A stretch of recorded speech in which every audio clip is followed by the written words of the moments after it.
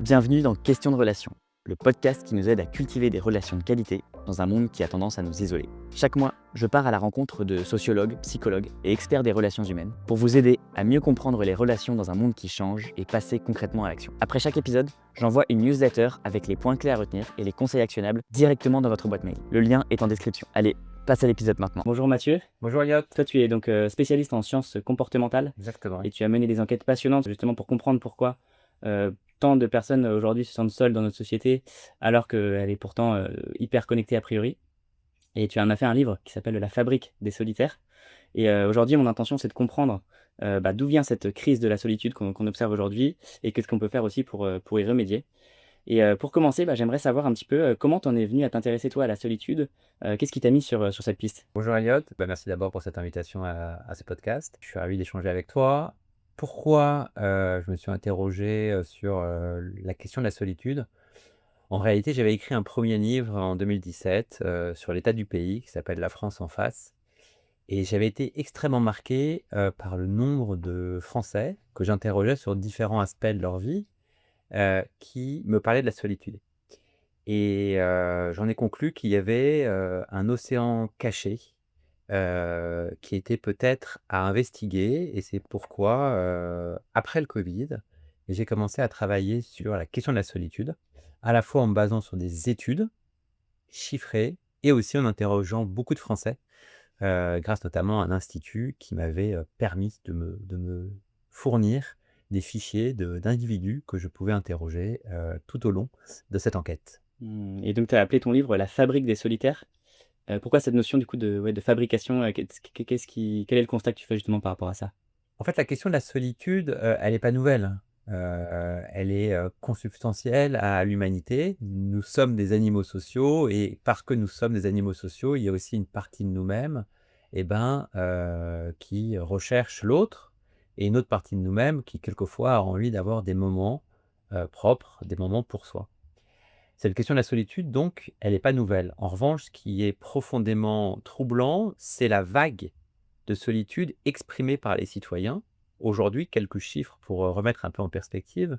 C'est entre 1 et 2 Français en fonction des enquêtes qui vivent seuls, et c'est plus de 4 Français sur 10 qui ressentent souvent ou tout le temps de la solitude. Et ça, ce phénomène, cette amplitude-là, elle est nouvelle, et j'essaye de l'expliquer à travers cet ouvrage, l'expliquer notamment au-delà des facteurs traditionnels qui expliquent la solitude. Si je vais un peu plus loin dans les détails, au fait, il y a des facteurs classiques qui expliquent la solitude: les chocs, un choc affectif, un choc professionnel, le deuil, heu, le divorce, qui sont des moments de fragilité très forts, pendant lequel la personne peut basculer dans une solitude. Je prends un exemple qui est assez fréquent: la rupture amoureuse. Un couple qui se sépare peut provoquer de la solitude. Pourquoi? Pas parce que de façon très factuelle, on en vient parfois à se couper avec une partie des amis qu'on avait avant, avec une partie de la belle famille, et puis aussi parce que, au moment du divorce, de la séparation, il y a une fragilisation économique. Tout à coup, on doit payer un logement tout seul, on doit pour certains payer une pension alimentaire, et tout ça combiné, fragilisation de l'environnement, fragilisation des finances, fait que, on peut sombrer dans la solitude. Mais ces facteurs-là traditionnels que j'explique, ils suffisent pas à expliquer pourquoi on a vu un doublement ou un triplement du nombre de personnes seules, notamment chez les jeunes. Pourquoi il y a de plus en plus de personnes qui sont seules, objectivement seules, notamment chez ce qu'on appelle les catégories aisées, qui étaient en général plutôt préservées de la solitude. Et donc j'ai essayé de trouver, d'expliquer quels étaient les nouveaux facteurs qui expliquaient pourquoi notre société, elle a fabriqué collectivement des électrons qui sont déconnectés les uns des autres. Pourquoi nous sommes une société d'électrons qui ne peut plus vivre ensemble. Parmi ces facteurs-là, qu'est-ce que tu as identifié qui est ressorti un petit peu dans tes recherches? Il y a 4 facteurs qui sont assez clairs.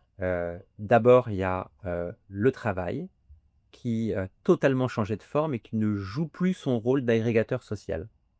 Saint-Exupéry disait je le dis différemment, mais Saint-Exupéry disait que le principal intérêt du travail, c'est de faire ensemble des choses qu'on ne sait pas ou qu'on ne veut pas faire tout seul. Aujourd'hui, le travail, est devenu beaucoup plus, une question individuelle avec une rupture des liens traditionnels. Je prends un exemple, la société du back-office qui fait qu'aujourd'hui, les salariés sont de moins en moins nombreux. On voit l'essor à la fois d'intérimaires, de freelancers, de gens qui ne sont plus agrégés à un collectif. Et ça, c'est une grande souffrance d'ailleurs quand on interroge les personnes qui sont freelance, on pourra y revenir, qui expriment que la liberté, elle a un coût et que ce coût énorme de la liberté, c'est une grande solitude. Donc, on pourrait y revenir, mais donc le premier facteur, c'est les nouvelles formes du travail.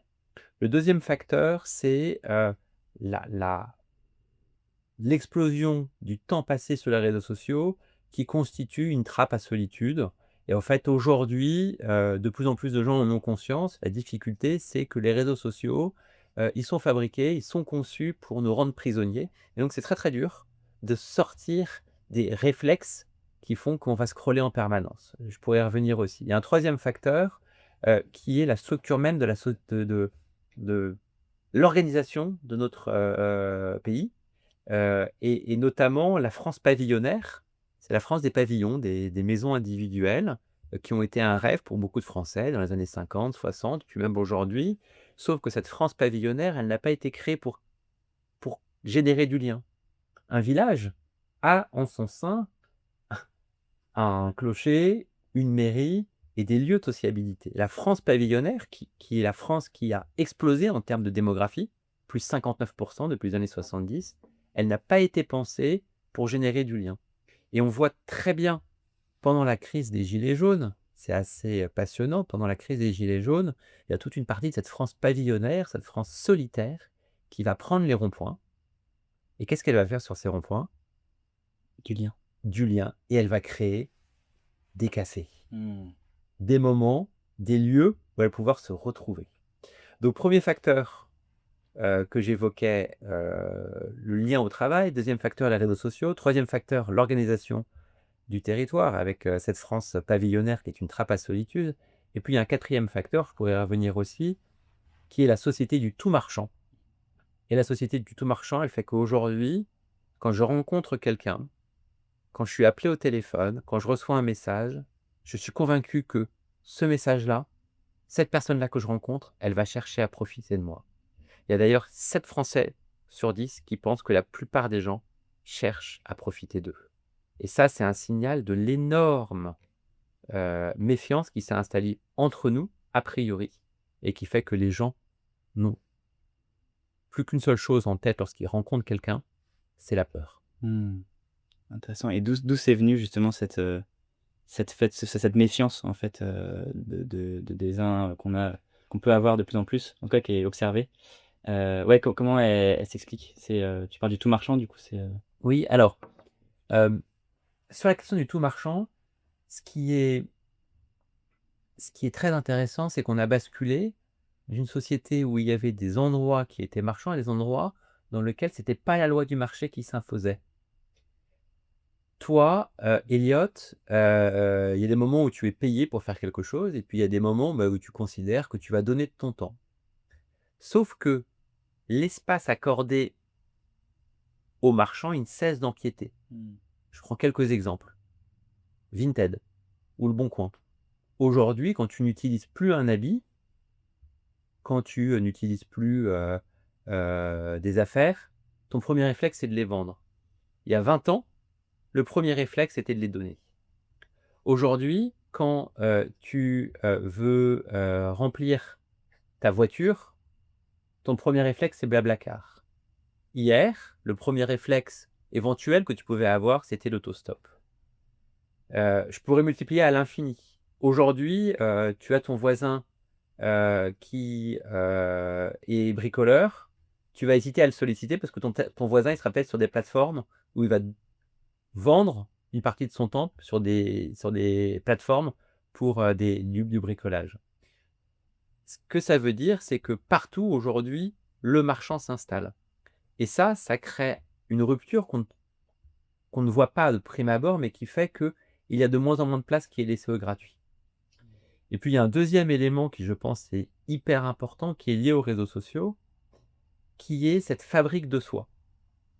Heu et là, tu vas voir que ça a un impact très fort sur, les relations sociales. Dans tout ton environnement, des réseaux sociaux, sur LinkedIn, sur Insta, tu vas voir des gens qui se mettent en scène, qui mettent en scène leur réussite professionnelle, qui mettent en scène leurs vacances, qui sont hyper réussies, leurs week-ends qui sont forcément hyper festifs. Et tout ça, ça va créer des bulles qui vont donner sentiment aux gens qui scrollent que leur vie est beaucoup moins intéressante, beaucoup moins réussie, beaucoup moins puissante que la vie des gens autour d'eux. Et ça fait quelque chose, c'est que ça détruit la confiance en soi. Quand tu es persuadé que ta vie vaut moins que celle des gens qui t'entourent, tu t'isoles. Quand tu es convaincu que les gens réussissent plus que toi et qu'au fait, bah, tu es quelqu'un qui est raté, tu vas avoir une seule chose en tête, c'est te replier. Et il y a une étude de la Fondation de France qui est hyper intéressante, a été réalisée il y a quelques années auprès de personnes qui étaient seules. Et les verbatines disent tous la même chose. J'ai 28 ans, je suis à un âge où je devrais passer telle étape dans ma vie. Je vois bien, entre parenthèses, je vois bien via les réseaux sociaux, que les autres réussissent. Et moi-même, je ne suis pas dans cette situation-là. Et donc, bah, au fur et à mesure, je réponds moins aux coups de fil, et puis je donne moins de nouvelles, et puis je m'isole. Les réseaux sociaux ont ça d'extrêmement insidieux qu'il nécessite de comprendre que tout ça est fictif. Tu ne vas jamais mettre en scène, tes échecs professionnels, tes soirées de loose, ces moments où tu doutes. Pourtant, c'est ça qui fait partie du quotidien, Mmh. énormément. Et donc, quand, encore plus un jeune, passe 2 heures, 3 heures, 4 heures à scroller et qu'il ne voit que les succès des autres, il en finit par avoir une image de lui forcément extrêmement détériorée. Et ça, c'est un poison immense Mmh. pour la confiance en soi. Or, tu ne vas pas vers l'autre si tu n'as pas confiance en toi. Mmh. Donc en fait, ouais, c'est ça, on passe, finalement, sans le faire exprès, qu'on compare, on passe notre temps à comparer l'extérieur des autres avec, nous, notre réalité qui est Exactement. complète. Mais tu passes ton temps à comparer une vision déformée de la vie des autres, Exactement. Seulement ce qui est beau, ce qui est qui est beau. et Voilà, ce qui nourrit une forme de perte de confiance, totale, enfin, exactement.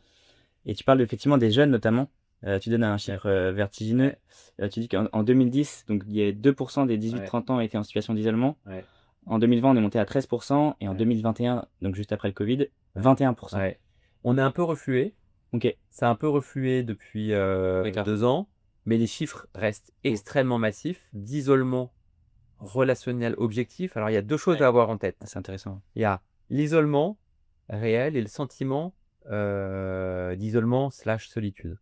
L'isolement/solitude réel, ce sont des gens qui n'ont pas ou quasiment pas de relation avec les 5 cercles de sociabilité et notamment famille, collègues de travail, voisins, amis ou associations. Et ce sont des gens qui n'ont quasiment pas de relation avec pas ou pas du tout avec ces 5 cercles de sociabilité. Et puis il y a aussi le sentiment de solitude qui est lié, qui est, le nombre de gens qui estiment se sentir souvent ou très souvent seuls. Et là, ça explose aussi du côté, des jeunes. Et ça s'explique notamment par plein de paramètres, mais ce qu'on appelle dorénavant le seul ensemble Mmh. et dans lequel tout le monde peut se reconnaître. Tu peux être avec des amis, chacun scotché sur son téléphone et donc il n'a pas l'attention à l'autre. Tu peux être dans ta famille et le temps passé en famille dans la même pièce augmente, mais le temps d'interaction avec les autres membres de sa famille baisse. Mmh. Et c'est ça qui est terrible, c'est que quand on perd ce qui pourtant fait le sel de la relation, le regard, l'écoute, le sourire, qui ont pourtant des vertus prodigieuses pour redonner confiance en l'autre, pour apporter de la joie, pour apporter de la vie. Et ça, ce regard, cette oreille, ce sourire, il disparaît quand fondamentalement chacun est plongé dans son téléphone. Mmh. Donc tu parles de tous les bénéfices effectivement d'interaction. Pourquoi c'est grave justement cette, solitude, qui monte? Pourquoi on doit s'en inquiéter en fait en tant que société, Alors, personne? c'est une très bonne question. il y a, et la Fondation de France le montre, il y a une part de solitaires qui sont des solitaires heureux, Mmh. qui choisissent cette solitude, qui ne la vivent pas mal, heu, mais cette solitude heureuse, assumée, d'abord ce n'est pas la norme. Alors je vais prendre 2 chiffres, heu, tu prends les Français dans leur ensemble. Tu vas prendre les Français dans leur ensemble et tu vas leur demander: «Est-ce que vous êtes heureux?» Il y a 80 des Français, dans leur ensemble, qui vont mettre une note entre 7 et 10 sur leur vie. Tous les Français, ils mettent une note entre 7 et 10.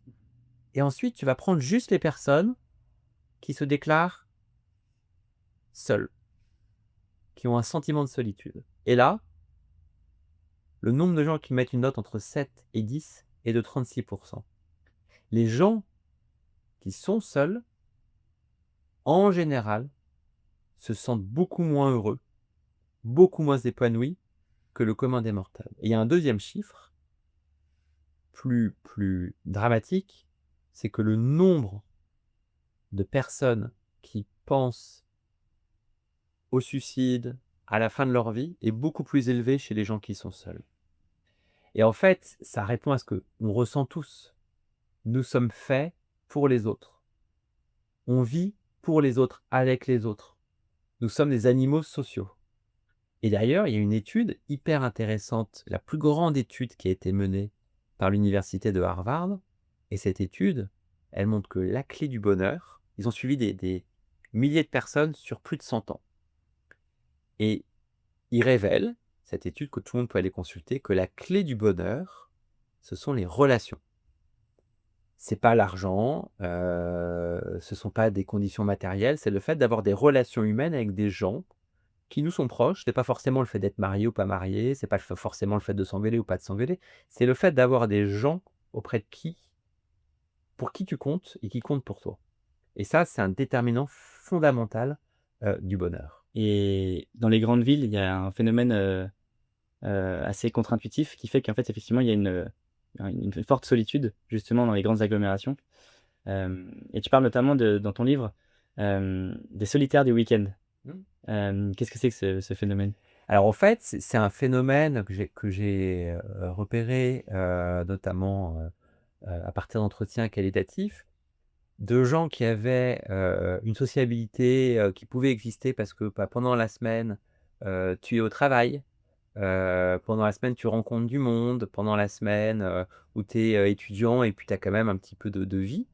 Et puis tout à coup arrive le vendredi soir et parce que tu, n'as pas d'amis, proches, parce que tu n'as pas de famille proche et ben tu te retrouves à être objectivement isolé, pas forcément avoir de sortie, pas forcément avoir d'activité, et du coup à te retrouver un petit peu isolé, dans une grande ville avec un potentiel énorme, plein de choses que tu peux faire théoriquement, plein de monde que tu peux potentiellement rencontrer, mais dans la réalité, ne pas avoir la possibilité de te saisir des lieux, des gens, pour vivre pleinement, dans une grande ville qui est pourtant pour plein de gens le lieu de toutes les opportunités. Mmh. Ah, c'est fou, bah, c'est quelque chose que j'ai pu, ressentir à Paris aussi par moments, il y a un potentiel infini de choses à faire ou de gens à voir et cetera, mais au final on ne choisit pas. C'est quoi le remède à ça? Ça serait quoi, Alors les remèdes, à la solitude, d'abord il y a, des j'ai envie de dire des remèdes, collectifs. Mmh. D'abord prendre au sérieux la question de la solitude. Souvent ça a été relégué à une question de l'intime, bah, c'est le choix de chacun. En fait, la solitude, on n'en a pas parlé, mais ça a une conséquence énorme sur notre, vie, publique, sur la politique. On sait que la solitude augmente, le vote, extrême. On sait que, la solitude, également a une implication très forte, sur, les dépressions notamment, sur les problèmes, psychiques et donc c'est un problème de santé mentale qui nécessite une prise en charge, une implication de l'État. Par exemple, il y a des pays qui, ont créé un ministère de la solitude. Le Royaume-Uni, à une période, a eu son ministère de la solitude. Je ne sais pas si c'est encore le cas. Donc d'abord prendre en sujet le sujet au sérieux. Le deuxième élément qui est important aussi, c'est de comprendre la mécanique qui fait qu'on peut aller vers l'autre. Et dans le livre, j'en cite 2, les rites et les traditions. Alors, la tradition, souvent on se dit: «La tradition, c'est un truc un peu vieux». La tradition, c'est un moment où tu es autorisé à aller vers l'autre. Je prends une tradition. Tradition de Noël, c'est le moment où tu peux prendre ton téléphone pour appeler une partie de ta famille avec qui tu as un peu rompu ou que tu vois moins. Une tradition qui est en train de se développer, c'est la fête des voisins qui permet de créer du lien social, d'aller sonner chez ton voisin pour organiser, la fête des voisins et ensuite peut-être développer davantage, de relations. Les traditions, c'est donc ce que j'appelle moi une autorisation à. Et je pense que ces traditions, elles peuvent se démultiplier à l'infini.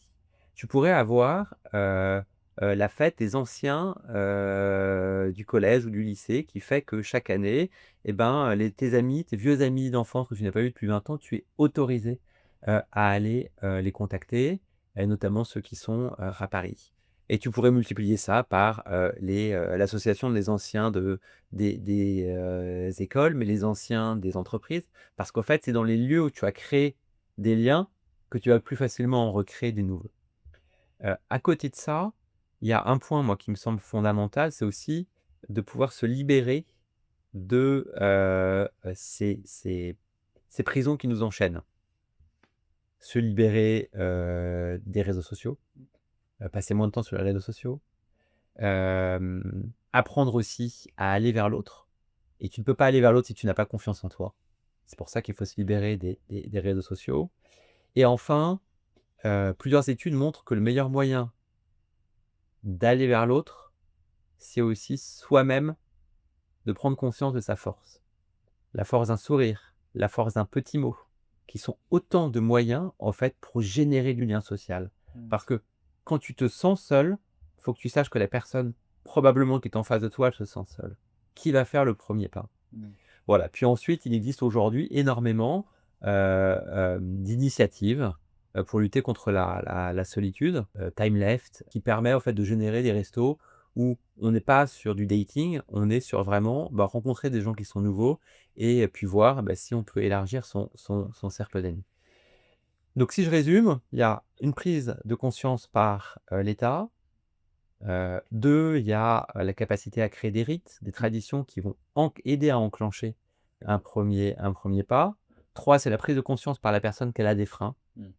Ces freins, c'est notamment la perte de confiance en elle liée à des usages mauvais des réseaux sociaux et puis de se dire que la personne qu'elle a en face d'elle, probablement, elle peut aussi se sentir seule. La solitude, c'est pas un tabou quand, il y a 4 Français sur 10 qui se sentent seuls. Ça veut dire que notre société a créé de la solitude, mais que chacun a le pouvoir de briser, cette solitude globale, qui est, partout, autour de nous. Donc c'est un phénomène qui se joue effectivement à plusieurs échelles donc, à la fois Exactement collectif, étatique et et individuelle. individuel, exactement. Voilà. Tu parlais de la contagion émotionnelle aussi, c'est ça justement aussi dont tu que Oui, tu en fait, ce qui est très intéressant, c'est qu'il y a des moments, où on se sent, partager une même communauté, même avec des gens qu'on ne connaît pas et beaucoup de gens ont en tête probablement, les Jeux olympiques.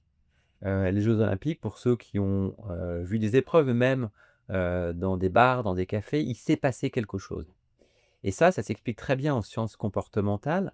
Il y a des moments qui sont des moments forts dans lesquels il va y avoir des appariements. C'est-à-dire, tu vas créer des liens avec des gens qui ne te ressemblent pas, mais tu vis une même émotion au même moment et donc tu vas te sentir proche de la personne qui est à côté de toi, parce que tu as vibré pour quelque chose. Cialdini, qui est un spécialiste des sciences comportementales, explique que, lorsque tu fais une même activité au même moment, tu vas créer un sentiment de solidarité et de loyauté qui existe normalement dans des cercles extrêmement restreints, comme des cercles familiaux restreints. Et il y a une initiative qui est assez connue, une expérimentation où tu vois des enfants qui, sont mis côte à côte et puis qui vont danser ensemble. Puis d'autres enfants qui sont la version B, de l'expérimentation, qui ne vont pas vivre une expérience de danse en commun. Le groupe d'enfants qui a dansé ensemble au rythme d'une musique, va ensuite développer une solidarité beaucoup plus forte dans la cour de récréation. Ils vont se soutenir davantage entre eux, ils vont s'entraider, ils vont développer donc un sentiment de fraternité, hein, fraternité, que l'autre qui ne me ressemble pas est pourtant très proche de moi.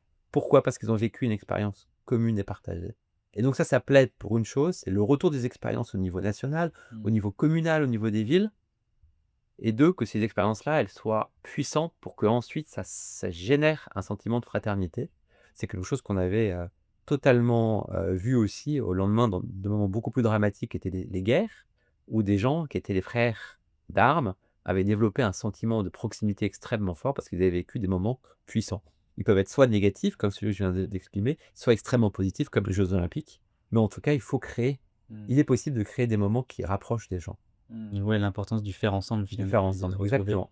C'est un sujet aussi j'imagine dans le monde du travail, Mmh. c on peut aller sur ce terrain-là. C'est intéressant de voir, tu en as parlé un petit peu dans les facteurs au départ. Tu parles du travailleur errant, dans ton livre, qui est, voilà, qui doit toujours avoir du temps d'avance, se faire connaître, faire valoir son expertise. Qu'est-ce que c'est que ce phénomène du travailleur errant et comment cette course finalement à la visibilité, comment elle nous isole finalement, Alors, il y a, 2 phénomènes qui sont passés, dans le monde du travail. Il y a, le premier er phénomène qui est la multiplication des statuts, hybrides. Donc on peut les appeler, les freelancers, les slasheurs, mais aussi les intérimaires et qui ne sont plus rattachés à une entreprise. Ils naviguent d'une entreprise à une autre, donc ils ne sont pas rattachés à un corps social. Ils n'ont pas forcément les fêtes du travail, les soirées de Noël, ils n'ont pas, les petits déjeuners d'équipe et donc ce sont des gens qui ont souvent des horaires décalés, n'ont pas toujours les mêmes collègues et par ailleurs, comme tu le précises extrêmement bien, doivent se produire eux-mêmes, mmh. produire leur réputation en ligne, poster sur LinkedIn et ça, c'est quelque chose qui est assez épuisant, qui a été décrit sous d'autres formes par quelqu'un qui s'appelle Ehrenberg. La fatigue d'être soi, de devoir toujours se produire soi-même Mmh. et qui conduit non seulement à une forme de solitude et puis aussi à un épuisement psychologique, parce que tu n'es pas porté par une structure, une entreprise, qui va aussi te donner un cadre, qui te donne une place immédiatement, qui va te donner un statut. C'est toujours à toi, quand tu es l'entrepreneur, de pouvoir te produire ta place, ta nouvelle mission et ça conduit à de l'épuisement, même si certains et même beaucoup le choisissent parce que le côté positif, c'est la liberté que tu peux avoir. Donc ça, c'est pour ce statut hybride d'intérimaire, de freelancer, de slasher qui émerge. Et même dans l'entreprise, quand tu es, salarié dans une entreprise, il y a aujourd'hui une remise en cause de l'équipe traditionnelle telle qu'elle existait. Maintenant, ce sont des structures beaucoup plus, des matrices, Mmh. comme on l'appelle, qui sont beaucoup plus souples, mais qui font que tu es, dans beaucoup d'entreprises, moins rattaché à une équipe et beaucoup plus en transversal. Et ça nécessite aussi dans une entreprise de devoir réinventer, Mmh. ta fonction régulièrement, de devoir trouver ta place dans une organisation qui peut être plus grande, mais aussi, quelquefois, moins, humaine et moins créatrice de liens. Il y a aussi le sujet du télétravail qui fait qu'effectivement, chacun est plus libre de s'organiser et cetera, Exactement, qui joue aussi un rôle, j'imagine, exactement. Alors le télétravail, bon, déjà on voit qu'il y a un mouvement de balancier qui revient. Le télétravail, est de plus en plus remis en cause par les directions. Hem, Ce que les études montraient, c'est que le télétravail ne générait pas un sentiment de solitude accru dès lors qu'il y avait un équilibre. Mmh. Concrètement, ça veut dire quoi? Des gens qui passent un jour, 2 jours, de télétravail ne se sentent pas plus seuls. En revanche, quand tu interroges des gens qui sont en full remote, total télétravail ou qui sont en télétravail 4 jours sur 5, à ce moment-là, ils déclarent beaucoup plus que la moyenne un sentiment de solitude. Donc ici aussi, tout est question, d'équilibre et il faut le préciser aussi, la solitude est plus fortement ressentie chez des gens qui pratiquent beaucoup le télétravail et qui sont par ailleurs, assez jeunes. Mmh. Pourquoi? Pour une raison très simple, c'est que, quand tu es jeune et que tu commences dans ta vie professionnelle, c'est souvent en écoutant les autres, dans l'open space, en allant interroger quelqu'un un peu plus senior, que tu peux non seulement te former, puis aussi te rassurer. Quand tu es tout seul derrière ton écran, que tu as uniquement Teams, et ben tu peux ressentir une forme de pression et de solitude beaucoup plus marquée. Mmh. Et il y a un phénomène aussi que j'observe, en discutant aussi autour de moi, c'est, bah, en fait, certaines personnes se sentent presque plus seules en allant au bureau qu'en télétravail parce qu'en fait, ils vont au bureau et Il y a bah, il y a personne. personne ou Exactement. et dans ce cas-là, en fait, ma question, c'est comment on fait pour, recréer des équipes avec cette nouvelle flexibilité qu'on a, Mmh. à laquelle les travailleurs, aspirent? C'est un peu un Alors chaque entreprise essaie de réinventer un peu ses règles. OK. Il y a aujourd'hui, pas mal d'initiatives qui sont testées un peu partout. D'abord, beaucoup d'entreprises qui font revenir les salariés 4 jours par semaine, pour certaines, d'autres qui envisagent de supprimer totalement le télétravail. Il y a une, 2e type de mesures qui sont prises, qui permettent, notamment d'avoir des jours Mmh. sanctuarisés pour que les gens soient là Ouais. et que lorsque les gens sont là, bah, tout le monde puisse être, présent. Et puis après, il y a pas de secret, c'est exactement la même recette que celle que j'exprimais il y a quelques minutes, c'est la capacité de créer de l'expérience partagée. Voilà, et donc ça peut être, des expériences à travers, non pas les séminaires à la papa, mais les séminaires beaucoup plus vivantes, Mmh. sportives. Je pense à une start-up qui s'appelle la petite vadrouille, qui permet de vivre des moments extrêmement puissants, au contact avec la nature, au contact avec des éleveurs, au contact avec des personnalités fortes. Tout ce qui va pouvoir permettre de sortir de toi-même et pouvoir révéler la vraie nature des gens, je crois aujourd'hui a le vent en poupe. OK, ouais, donc effectivement, créer des moments hors travail, enfin, en tout cas, Exactement, qui et mettent dans de après nouvelles situations. un élément qui est hyper important, c'est que, le meilleur levier pour créer, du lien, c'est quand c'est pas dicté d'en haut. Ouais. C'est quand ça émane, des équipes elles-mêmes, à travers une ambiance qu'ils peuvent mettre dans un département, à travers des petites pauses, à travers tout ce qui peut, émerger, par le terrain est beaucoup plus puissant que, des initiatives venues d'un happiness manager ou un spécialiste de l'engagement qui, au fait, peut quelquefois tomber un peu à côté Mmh. et sembler, j'ai envie de dire, un peu, superficielle. Et c'est pour ça que on revient à la base, bah, comment on fait pour recruter des profils et des individualités qui génèrent autour d'eux, du lien, et qui peuvent générer des ambiances, Mmh. positives autour d'eux parce que en fait, c'est là la clé. OK, ouais, donc ça devient une vraie, compétence finalement au niveau du recrutement Le avec soft skill, c'est-à-dire la capacité à pouvoir rayonner autour de soi, pouvoir créer du lien, mmh et je crois extrêmement, important et revient au premier plan. On a vu que c'était un sujet effectivement, complexe, qui se jouait à différentes échelles, et qui était, ouais, assez complexe.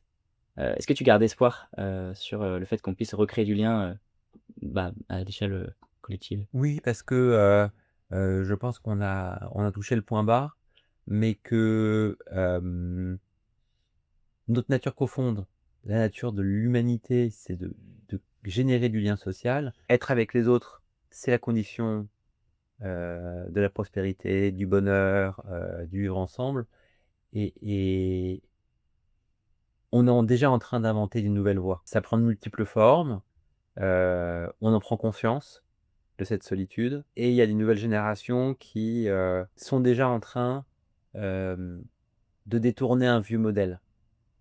Donc on voit déjà que la consommation des réseaux sociaux est à un plateau et probablement va diminuer, que toute une génération est en train de se désintoxiquer, des abus, des réseaux, que de nouvelles lois entrent en vigueur, notamment pour les plus jeunes.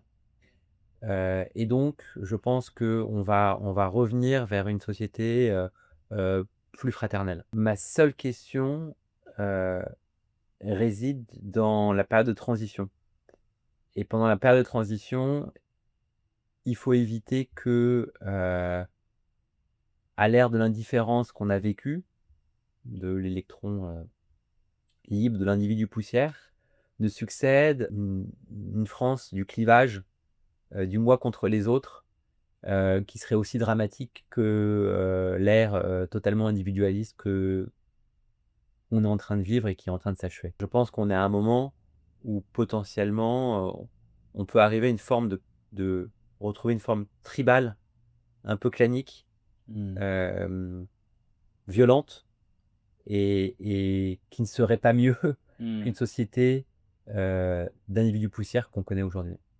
Intéressant, ça me fait penser à un livre, Bowling Alone, qui a été écrit par un sociologue, Oui, Robert Putnam, qui parle effectivement des 2 types de liens sociaux. Il y a le bonding capital, c'est un peu la tribu, donc les liens forts, quelque sorte, et le bridging capital, c'est, plutôt les liens faibles, finalement, entre les tribus, exactement. et c'est en fait, les 2 sont hyper importants pour une société, Et il faut un équilibre entre les 2. Et moi je pense que l'immense échec des 50 dernières années, c'est d'avoir vanté l'universalisme Mmh. sans donner les moyens de le vivre. Alors ça veut dire quoi? L'idéal de l'universalisme, c'est de dire: «On va tous vivre ensemble, indépendamment de, notre religion, notre couleur de peau, notre, souhait culturel. On va vivre ensemble, tous ensemble». C'est un très bel idéal, mais pour que cet idéal voie le jour, il faut donner une culture commune. Mmh. Et pourquoi c'est important? Parce que fondamentalement, chacun d'entre nous, on juge en fonction des gens qui nous ressemblent et des gens qui ne nous ressemblent pas. Tu vas plus naturellement vers des gens qui te ressemblent. Et les gens qui ne te ressemblent pas, ce qui explique très bien Caroline Webb, ou des gens qui sont étrangers à toi, à ta société, tu vas les screener pour savoir s'il y a quelque chose qui est proche de toi, qui te fait dire que c'est potentiellement quelqu'un qui peut être un allié, un ami. Ce sont des mécanismes tribaux Mmh. qui nous précèdent depuis longtemps. Et donc si on veut une société universelle, si on veut créer du commun entre nous, il faut être capable de donner des éléments de culture communs qui vont nous permettre de faire société. Vous avez un dernier message, on va dire, à faire passer aux personnes qui nous écoutent par rapport à ce sujet-là? Est-ce que tu as un dernier message, un dernier, Le dernier message, c'est qu'on est tous des vecteurs du lien. En Mmh. fait, en parlant à quelqu'un, en souriant, en fait, tu ne sais jamais ce que la personne vit Mmh. quand elle est en face de toi. Et tu ne sais jamais à quel point une phrase, un sourire peut réchauffer le cœur et peut créer, heu, une bombe positive, d'amour, de lien social. Et en fait, c'est la multiplication de ces quelquefois de ces micro liens qui vont, générer du collectif, dans une société. Merci Mathieu. Mais je t'en prie Elliot, hein, c'était un grand plaisir. Merci à Avec toi. plaisir, à bientôt. Merci d'avoir écouté cet épisode de Questions de Relations. Si vous voulez garder une trace de ce qu'on vient de voir ensemble, abonnez-vous à ma newsletter. J'envoie un récap après chaque épisode avec les points clés et les conseils actionnables. Je mets le lien dans la description. Et si le podcast vous a plu, je vous invite à mettre 5 étoiles sur Spotify ou Apple Podcast, ça m'aide énormément. À très vite, prenez soin de vous et de vos relations.